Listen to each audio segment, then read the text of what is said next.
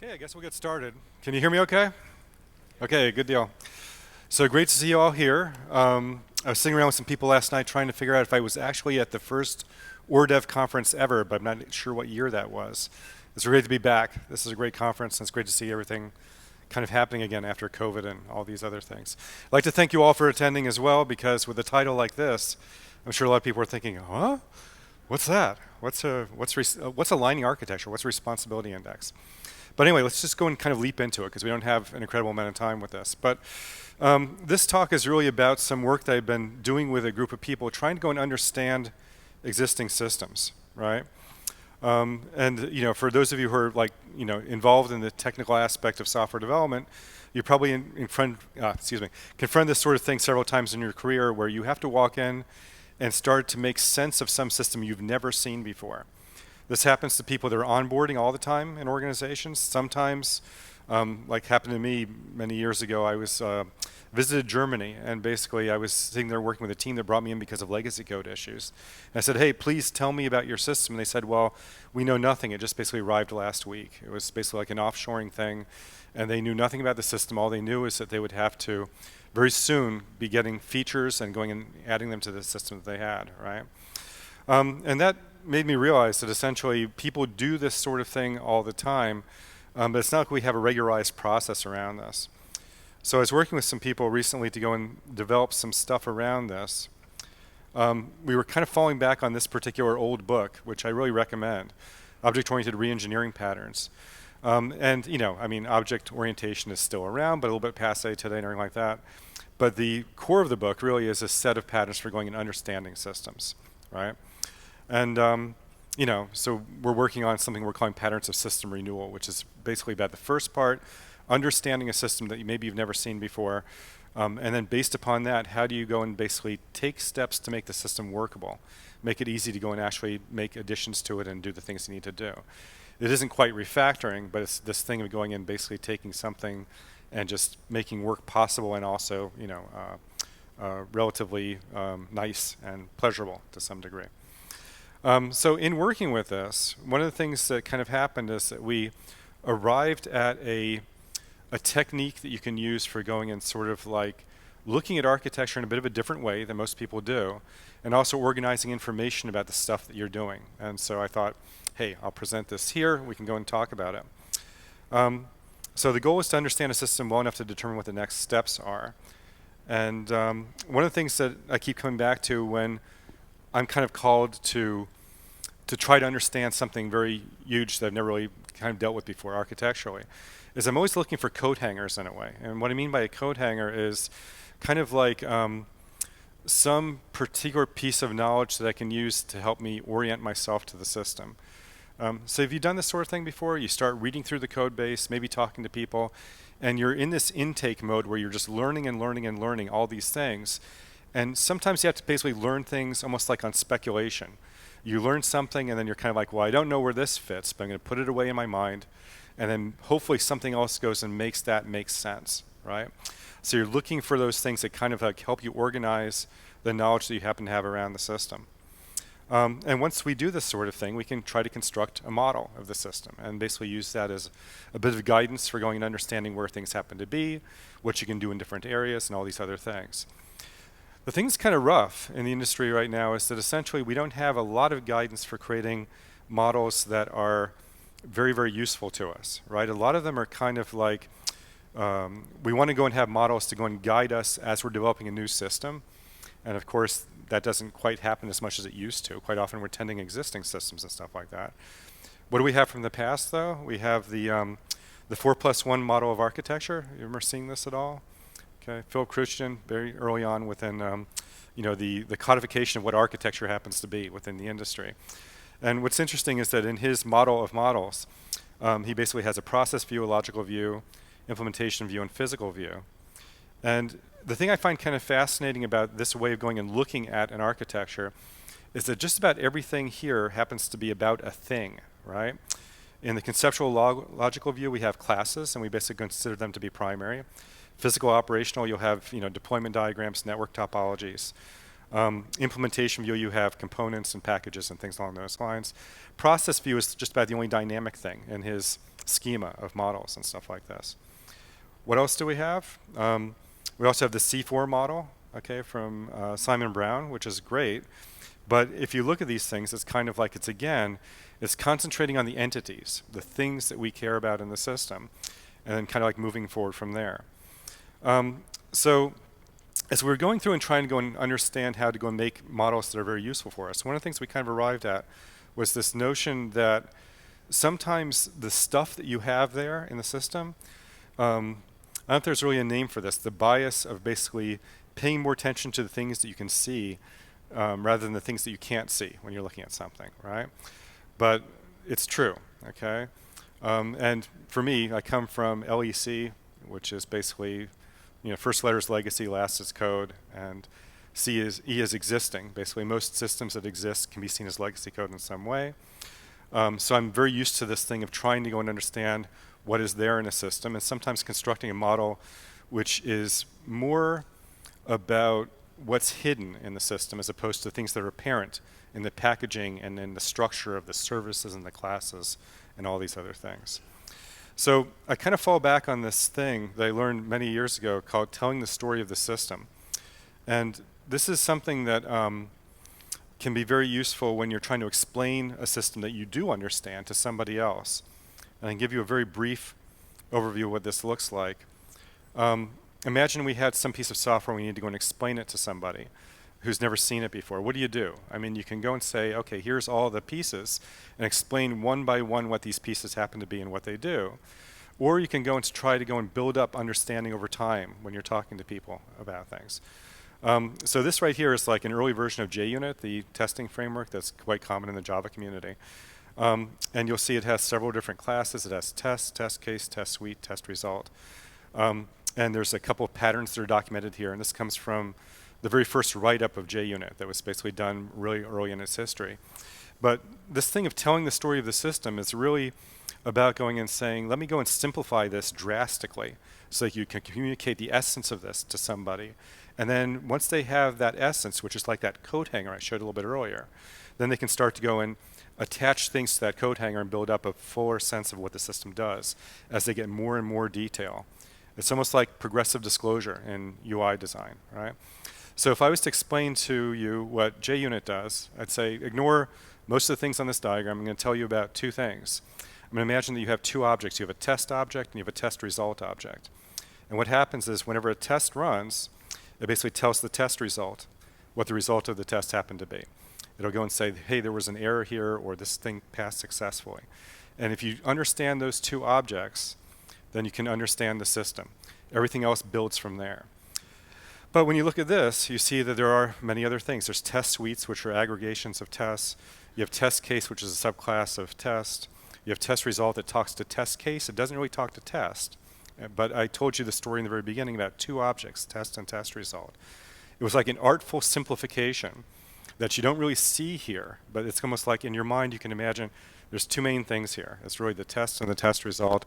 Those are the key ideas of the system, and even though we have more elaboration in the structure, these two things are the things that you need to care about when you're understanding what the system does. All right? Kind of get this? Okay. So we have like the apparent system. We have the system that we see in the constructs that we can see. We can see the services, we can see the different containers that we have, the different domains, bounded context, and the DDD to sense, things like that. But what are the things that we're trying to go and get at when we're understanding a system? And for the most part, it's like the thing that's interesting is that these pieces can be arbitrary. We can choose to go and aggregate things together in order to understand, build like a bigger story of what the system happens to do. So for this, I kind of reached back to Rebecca Wurfsbrock, who basically many years ago in the early days of object orientation, she pioneered something she was calling responsibility-driven design. And a lot of it was really centered around classes in the very beginning, at least. And the idea was to write out on index cards the name of a class, its responsibilities, and its collaborators, and those would be the names of other classes. And by looking at these index cards, you get to see how classes would interact with each other, and you're basically forming a mapping of responsibilities to classes when you're going and articulating a design, right? And this is an early core idea of object orientation, but also you can see this same kind of thing in the design that we do in modern development environments today. Responsibilities are kind of important. They are the things that we really want to do, the things that the system does do for us. And they don't always map pretty much one-to-one to classes or even services or methods or anything along those lines. But they're kind of like the thing that really kind of matters, regardless of the manifestation of the system that we've kind of produced. So just to show you, I mean, inside of a big ugly method here, we can look at particular chunks and say that these teeny little things are responsibilities also. So responsibilities can be extremely small, or they can be very, very big. You know, just really it's an arbitrary size chunk of thing which is about doing something. Okay. Again, responsibility is kind of like, you know, pieced into this. Okay, and every responsibility is possibly an independent axis of change. If we have a particular thing that's being done, this set of methods, we could have extracted this out into a separate class that would basically adhere to single responsibility principle. You'd have a responsibility, you know, manifest in that class that you can go and swap out and do whatever you need to go and do. So there's an interesting thing about this is that I tend to look at it this way: cohesion hides behind decomposition, and what this basically means is that we think about cohesion in architecture all the time, right, and in systems design. But it's really kind of like the current decomposition that we have is going to go in sort of like, those are the units that we basically think about in terms of whether they happen to be cohesive or not. Sometimes going and changing the entities in particular ways in a system leads to things which are a bit more cohesive because you've sliced the system in different chunks, and these chunks could be more or less cohesive than you'd like. So cohesion, old concept in software engineering, one of the two primary ones, coupling and cohesion that we have, right? And if you look at the early literature on cohesion, there's all different kinds of cohesion, right? The one that we care about the most is really functional cohesion. That's the one where basically we have things chunked together because they all contribute to one well-defined task. And that's quite often when people think about single responsibility for classes and services and stuff like that. You know, it's really in this sense of going and paying attention to functional cohesion that we care about it. The other thing I'd go and mention as well is that, you know, because, you know, the cohesion that we have inside of systems, when we focus it around something functional like a responsibility, quite often responsibilities have subordinate responsibilities that kind of roll up into a primary responsibility that we happen to care about in the larger part of the system. So the fundamental thing, it seems, in architecture is kind of like we have a lot of what. We have the things that we want to go and do, right, the responsibilities. And we have to kind of like map them to the entities that we have in the system. Apologize for having a lot of theory here. We're going to get very concrete in a minute or two. Let's take a look at this right here. We have three entities, E0, E1, and E2. And we have different responsibilities, R0, 1, 2, 3, 4, and 5 here. Okay, so if you look at this, I'm not telling you whether these entities are classes or services or anything, right? But this is the typical thing that we have in most all systems. We have responsibilities, and sometimes we have a one-to-one mapping, like we have entity E1 has responsibility R2, right? Sometimes we have different kinds of mappings, like we'll say we have responsibility R1 that happens to be an entity E0 here, but R1 is also an entity E2, right? Which could be like duplication, or it could be that it's part of a chunk of responsibility that happens to be in two different places that we'd like to go and see coalesce together in some manner in a system, right? So we have this thing of entities and we have responsibilities, and they don't always really align in systems. Make sense? So what we'd like to do is go ahead and sort of like get some kind of a map to go and help us see where the responsibilities really are in our systems. And the theory with this is that you want to be able to see the responsibilities as primary in this system, because ideally you want to go and have, you want to have like a good mapping where essentially you have a responsibility and it kind of like maps to just about one entity or so and in a system. There may be reasons why you don't really get to do this sort of thing, but at least knowing what the thing is that you're approaching is a rather decent thing to do. Okay, let's get real for a second. Here's a little part of a workflow system. Okay, this is a workflow system for assembling pieces. What happens is that you have all these steps in the workflow, and essentially you read in a bunch of pieces, like they're descriptions of parts. You can imagine like Legos, for instance. And then there's some analysis that's done to go and basically understand what kind of parts that you have. And then what you do is you go ahead and generate models, like different perspectives of assemblies of these pieces. And then you make a summary of those assemblies, and you do work allocations and more modeling, and you generate a report. And this is what it looks like from the responsibility point of view. After looking at that big workflow, it's not really apparent exactly what's going on with this, because this isn't our domain. We don't really know this domain very well. And we just see the names of these workflow steps, and they just seem kind of opaque and everything. But after a bit of analysis, going and trying to understand the system, we figure out that there's basically these 5 main responsibilities. We want to make a report. We want to read the piece specs, the specs of the pieces. We want to calculate sub-assemblies that the pieces can be formed into, make assembly diagrams, and build assemblies from the sub-assemblies. And that's the 5 main things that our system does. But you don't really see it in that workflow, do you? Right? It's kind of like it's hidden behind some names that are a little bit opaque and not really kind of nice for us and everything. So what a responsibility index is, it's kind of like a mapping from your notion of what the responsibilities are in the system to the places where those responsibilities live. So we have make a report as the first responsibility there. And it turns out the stuff to make a report lives in the report workflow step and also in summary reporting. And you can see assembly summary is like 3 or 4 steps above. And if we really had good alignment of the responsibilities and the entities here, a lot of that summary stuff would be done in the report piece. But for some reason or another, it's just not that way right now. Reading the piece specs is something that we consider important enough to call out as a responsibility in the system. And you can see that basically it maps to something called pre-processing reader, which is basically in the first step that we have here. Calculating sub-assemblies, okay, that basically is in the data analysis step and also in the pre-processing step. So we're finding misalignment here between our notion of what the primary responsibilities are of the system and where those things happen to be. And actually having alignment would be a great thing for us, because then we'd be able to go and sort of, over time, go and make the system, you know, kind of read like what you think it should be, in a sense.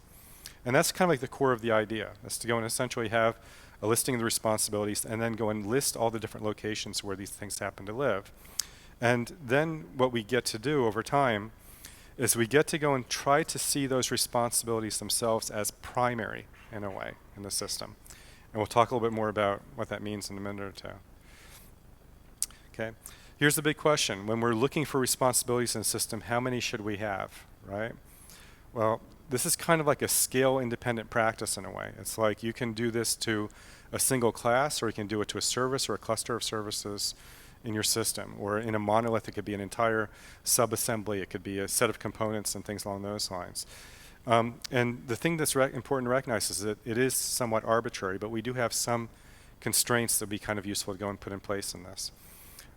You've heard of 7 plus or minus 2? You ever hear of this at all? It's kind of like a recognition that the working memory for our minds, we can hold about 7 plus or minus 2 things in our working memory at once, typically. And once we get to 9 or 10 or 12 or something like that, to remember things, often we chunk them together, and that's just the way our minds tend to work. So this is a recognized thing in cognitive science, and sometimes it's called Miller's Law. And so I tend to think that if we're looking at some system or some piece of a system, we should be around 7 main responsibilities, or maybe far less than that, but no more than about 7 or 8 responsibilities that we consider to be kind of primary, just to kind of align with the way our minds tend to work, you know, with things like this. And the cool thing with this is that we get to kind of like impose a shape on our system, in a sense. We get to sort of see things in terms of responsibilities and then form a mapping back to what we happen to have, right? Now, why would this be valuable? It's kind of valuable because, you know, as we point out, we have a bias quite often when we're working in a system to the componentization that we happen to have, right? So here we have, like, I guess, about 8 steps in our workflow. And we're missing the big picture because we had to break things down into pieces in order to make the entire system work. Or maybe over time, as the system evolved, we move things from one place to another, or we put things in the wrong place and stuff like that. And we end up with this thing which is not necessarily the ideal architecture that we want. So how do we move to a more ideal architecture? Well, we could refactor, right? I mean, we get out our refactoring book and we use the refactoring tools in the IDE and all these other things and start moving things. It's probably going to take an awful long time to do that sort of thing, right? So quite often, organizations simply don't do this. You're left with the system that has things in places where they wouldn't necessarily belong. No easy way to, over time, go ahead and push those things into the places where you want them to be. And it just ends up going and being this cascade of like, okay, Everybody new that comes into the system needs to not only understand what's there, but understand the history of the system to understand why things are the way they are, right? It's kind of amazing in this past week to go and see what's happening with Twitter, right? Essentially, it's kind of like, it's that same kind of thing of like, here's a giant system, and then you have people walking in, trying to understand what in the world's going on with it, interviewing people, and then going and doing the work to go and really try to go and build up models of that kind of thing. And this is essentially what that's like, in a sense. So the idea behind this is to consider responsibilities kind of primary, and then basically do a mapping from responsibilities to where they happen to exist in different places in the system. And then the cool thing that you can do once you have this is you essentially get to the point where, let me jump ahead here, where you kind of like build up an index of these things. You basically see the responsibilities as the primary way of going and understanding what the system is and what it does. And then you start to go and have this thing where you can do some interesting things. If you see the responsibilities as primary, you can start to think about things like, okay, I've got 7 responsibilities here. Maybe this one right here, I'll go back to what we have here. Maybe the assembly responsibility, okay? Creating assembly diagrams, no, I'm sorry, calculating sub-assemblies. Maybe that's the core thing that gives value to our system. So we rate that as a very high value aspect of our system. But maybe something like the work allocations, we kind of like delegate that off to some other third-party tool. We might go and use a different third-party tool in the future. It's not a very critical piece of our system. Should we behave differently in these two parts of our system if one is very highly critical and the other one is not so critical? Yeah, we can, right? We can go and say, okay, well, we have an extra regime of testing that we put in place for the high criticality area, the assembly, calculating sub-assemblies. And essentially the teams that work on it have to have a special way of going and dealing with pull requests. Maybe the thing where we're doing the work allocations isn't quite as critical, and we have a lower regime of testing, and maybe people can just go and make commits when they want to go and change things because we don't consider it highly critical. How often does this happen on teams you're working with where you have different rules for interacting with different parts of your system? Does that happen very much? Yeah? Some people yes, some people no. Quite often what I see in the industry is people going and saying, hey, this is the way our development organization works. This is the process for going and changing code, right? But the thing is, I think that doesn't quite recognize that some things are of higher value and some things are of lesser value. And that essentially you can go and tailor process in these different areas. And these aren't necessarily tied to one particular component or subsystem. It might be that this is an area of code, calculating sub-assemblies, that might be spread in a couple of different places. But we want to treat that code the same, regardless of where it happens to reside, because it has the same level of criticality to our organization. And that's the thing that we're kind of like moving towards with this. The other thing to go and recognize as well is that, even though for each of these responsibilities we can have like different rules of engagement, and that's what those things are, for going and saying we want to work with these things in different ways. But when you have a responsibility index, essentially you can look at things and, when you see things like this, like make a report basically exists in report plus assembly summary reporting, you can ask yourself over and over again, why is it in 2 different places? Why aren't these 2 things merged together? And there may be a good reason for that. But if there isn't, then at least you can sort of say, we have a long-term refactoring to go and take the summary reporting stuff and move it into report. And we're going to do that over a period of months, keep track of the refactoring that you want to go and do. And then maybe over time you start to go and get more coherence with the architecture because you're looking at things from the perspective of what the ideal vision of the system would be. Can that make sense? Yeah, okay.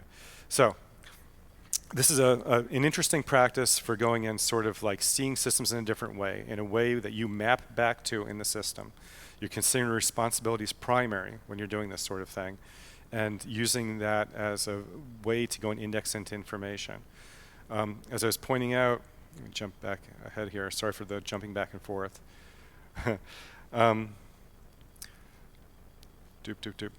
Yeah, you can keep track of the business value for each responsibility, and you can basically use that for commoditization decisions, things along those lines. Keep track of the quality of each of the different responsibilities. And this can be quite often useful when you're trying to go and do planning, okay? One of the things I did years ago was work with some teams to go and develop this thing. I was calling them quality views. And this is like an example of one of these. And it's really a way of going and sort of like approaching technical debt without actually talking about technical debt at all, right? So imagine you're on a team and you get feature requests all the time. One of the things you can do is you can use colors on a diagram, for instance, and go and indicate that, okay, the dark red things here are basically the areas which have quality problems. They'll be kind of hard to go and change, but the things that are lighter, more yellow, are things that are very easy to change because they have like very high quality.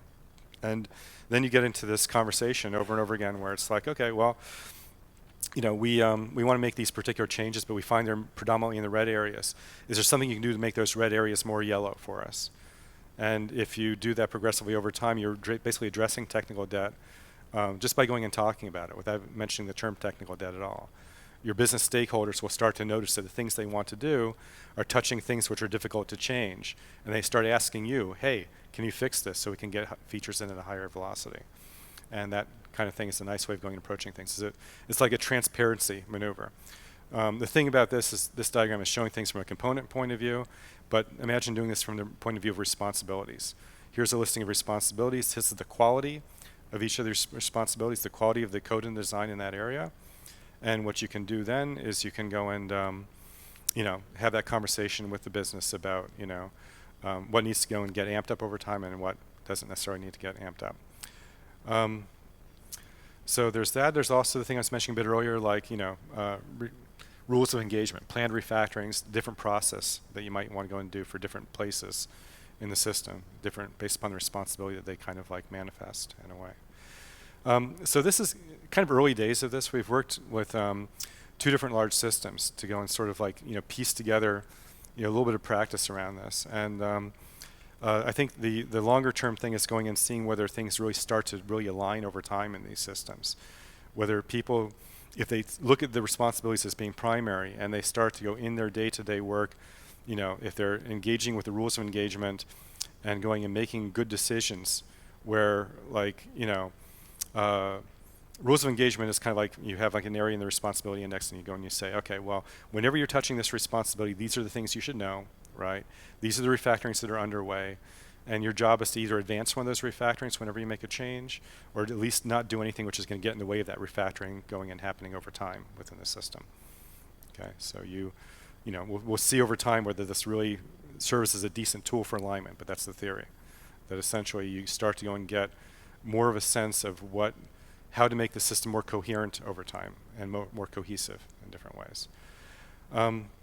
So yeah, this is the thing. I guess the core idea I'd leave you all with this is that basically we tend to bias towards the system that is there, and it's good to go and have a map that encompasses not just where we are, but where we want to be in the systems that we're going and dealing with.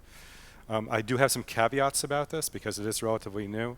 One of them is that there's no real tool support for this, and I'm not looking for tools because I'm kind of like a big fan of tools, but it's also kind of like when you do things like this, then you have to go and sort of like it has to be something that people can go and just sort of modify when they need to. Right now it's being done in spreadsheets, and that people don't forget about it under crisis, which is typically what happens with any initiative, right?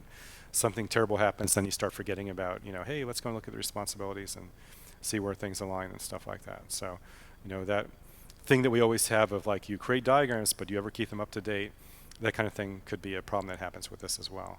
But I did want to present this early, though, to you all, just so you gets you maybe thinking in this direction. If you were to go and, a great thing to ask yourself when you go back to your systems is, what are the main responsibilities of the system at each scale that you particularly care about? Can you identify what those are? And then I guess another key question is like, would you want to treat code in those areas differently? Would you want to go and say, this is one that has a special person going and handling the pull requests?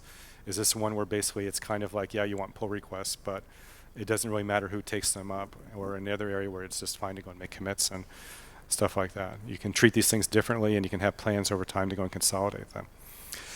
So that's pretty much what I wanted to go and present to y'all. And I think we probably have a few minutes to go and discuss or questions around this.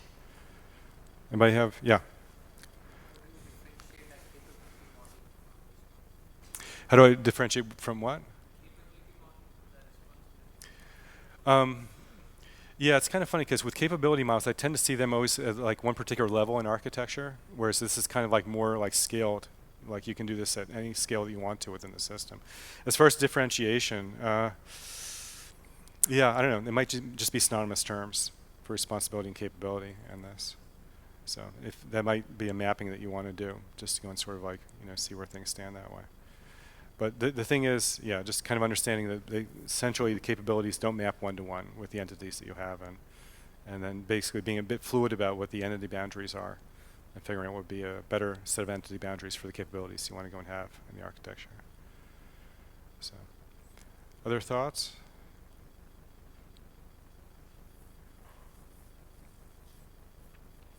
Yeah.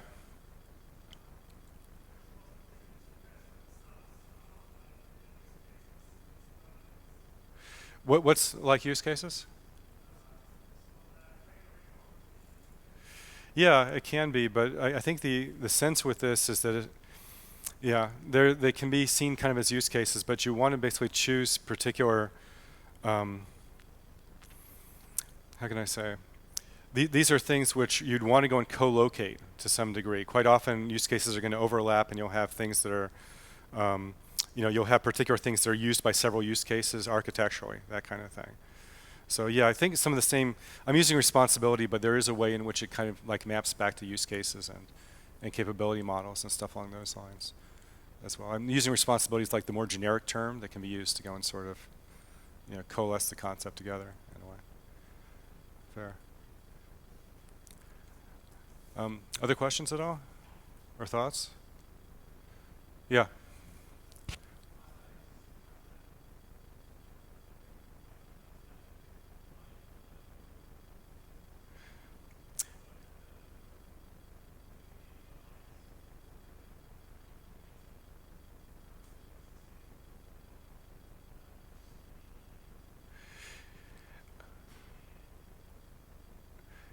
Yeah, I guess I'm missing part of the question, and maybe I can address what the idea with this is essentially this can happen at just about any scale in the system, and the bias is towards working with existing systems and understanding, what's the ideal thing we'd want to go and have in terms of, the cohesion for different areas of the system, and then build up the cohesion based upon that idea, in a way.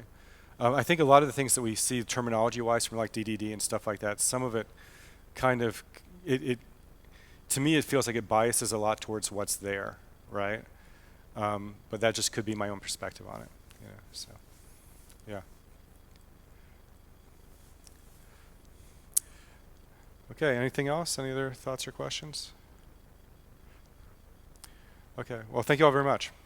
Okay.